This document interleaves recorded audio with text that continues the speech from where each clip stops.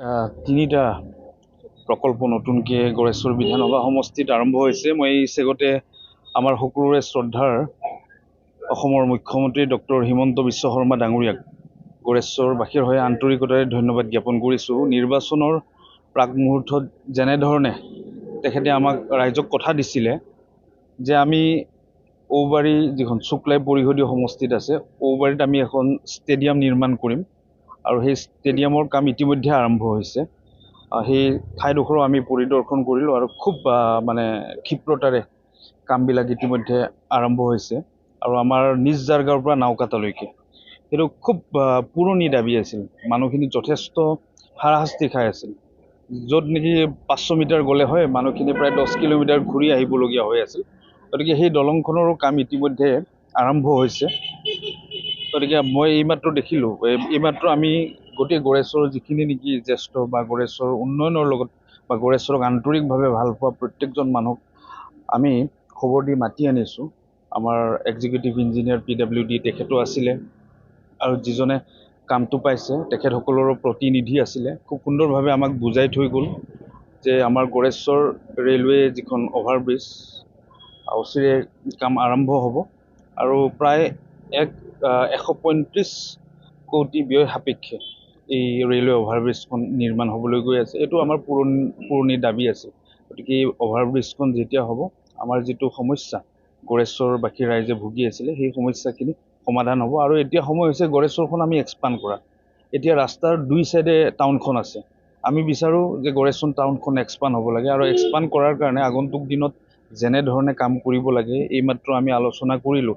আমি BJP, BPF আৰু আমাৰ এই অঞ্চলৰ যিসকল ব্যক্তিৰ এই গড়েশ্বৰৰ প্ৰতি তাৰণা আছে, গড়েশ্বৰৰ উন্নয়ন বিচাৰে, তেনেকুৱা জ্যেষ্ঠ অভিজ্ঞ ব্যক্তিসকলক মাতি এদিন আমি আলোচনাত বহিম যে আগন্তুক দিনত আমি গড়েশ্বৰৰ কোনবোৰ কামক অগ্ৰাধিকাৰ দি কাম কৰিম। গতিকে আমাৰ লক্ষ্য থাকিব যিখিনি কৰিলে ৰাইজৰ বিশ্বাস আমি বিশ্বাসত গৈ উপনীত হ'ব পাৰিম। আমাক যথেষ্ট মৰম কৰিছে BPF আৰু BJP দলক যোৱাটো নিৰ্বাচনত। গতিকে আমাৰো দায়িত্ব আছে।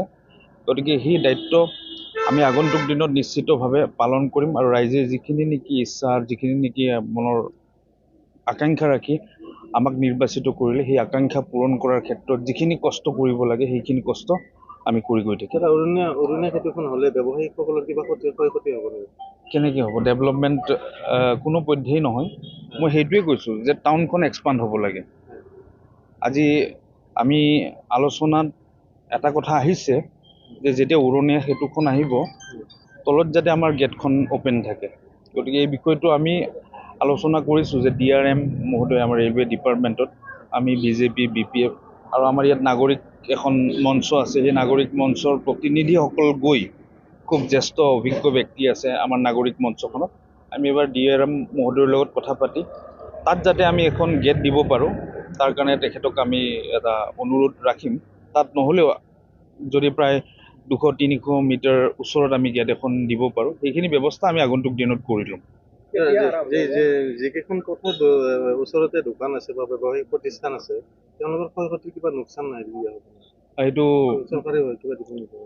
এইটো বিষয়ে এতিয়ালৈকে অহা নাই আৰু চাগে তেনেকুৱা ধৰণৰ যদি কিবা ক্ৰাইটেৰিয়াত পৰে নিশ্চিতভাৱে পাব, যদি নপৰে তেতিয়াহ'লে নাপায়।